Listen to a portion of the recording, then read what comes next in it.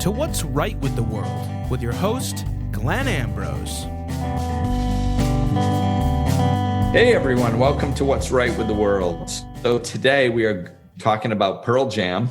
Yeah, Fill us in, Ben. Pearl Jam is what's right with the world. We're just talking about their music. Pearl Jam, the famous grunge rock band from Seattle, came home this August and raised over $11.5 million to combat homeless in the Seattle area. They had 2 shows at Safeco Field, their first Seattle dates in 5 years. And they were the centerpiece of a week's worth of events promoting and aimed at raising money to combat homelessness in King County. So, and over 11 million? Yeah, 11.5 million and counting at the time of this recording. Wow, that's insane. That's, this is it. People using their celebrity to do good and to make to make a dent in our social issues. Absolutely. It's good stuff. Yeah.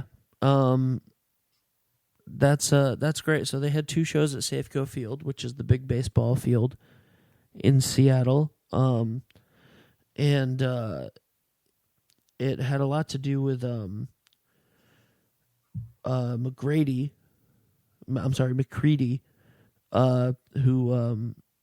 who was a planner of this, and this article, by the way, is from the Seattle Times. I'm not sure if I said that. And he saw that they were planning, gigs at Fenway Park and Wrigley Field this year, and he wanted to make sure that Seattle didn't get snubbed. So once the Safeco Field dates were in place, the famously charitable band started talking about donating some of the proceeds, as they always do, to a local cause.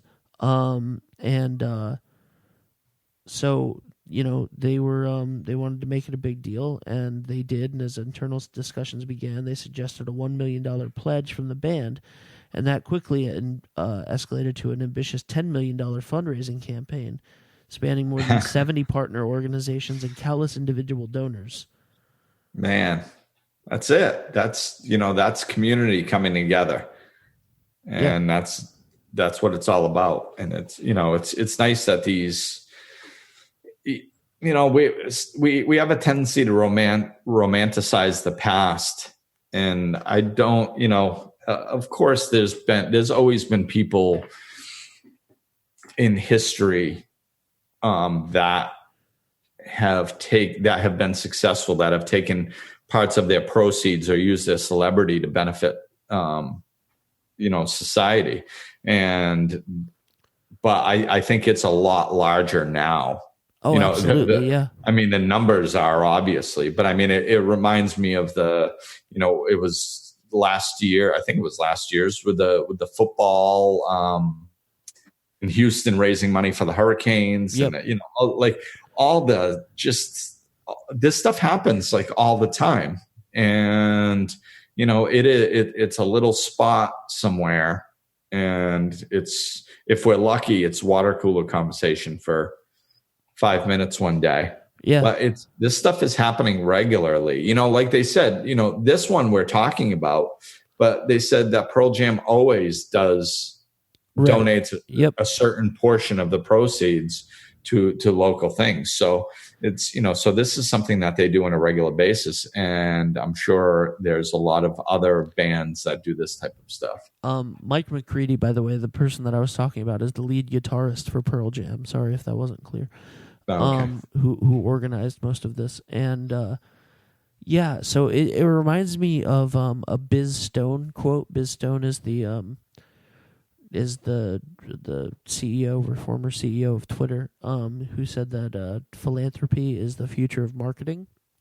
Mm. And some people look at that with a negative connotation, and I do not think that at all. I think that, the fact that more organizations and more big celebrities and athletes and musicians and businesses, that more people are, siding towards philanthropy, I think is fantastic. And you're right, best case scenario for them as an entity, as a brand, it becomes water cooler conversation for 5 minutes, and that's great. But it also is just really great to be the people helping other people. Yeah, and I mean, and look underneath that. Like, so philanthropy is becoming a new marketing. Well, marketing only works if profits rise. So what they're saying is profits are rising with the companies and people who do philanthropy. Right. Philanthropy is working with other people. So what does that mean? That means that the general population of society is choosing to do more business with the companies that are associated with philanthropy. Yep. So that means that they're placing a value on it. That's another sign of the shift that's happening in this world. And that's why I have so much hope for this world, is because people, we're always looking at people and going, oh, what's wrong with people? What's right with people? As a general population, we are leaning towards doing business with people who support good causes. That's good. Like, yeah. Yeah. As a general rule, society is putting value on itself. Right. That's a good thing, so that's a gigantic thing that we're heading in the right direction. And the fact that companies are picking up on this, and I've said this before, I don't care if companies are doing it to raise their profits, or if they're doing it because they're wonderful people, or if it's a combination of both. I don't care. The fact that they're doing it and it's working is showing that where we as a society are placing our values.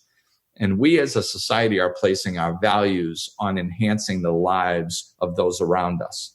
Absolutely. And good causes. And I think that that's the most wonderful aspect of this. It's just gives me such hope for us. And as far as Pearl Jam goes, I mean, they're, much like they're selling out Fenway Park and Wrigley Field, they could have gone home to Seattle and Safeco and sold that thing out as many days as they wanted to, and lined their own pockets, and they did not need the philanthropy aspect of this at all to sell those tickets or to raise their profits, but right. But they have this debt of gratitude and to give back to their city and the people that really need it, and that's just so awesome and commendable and should be commended, and that's really what's right with the world.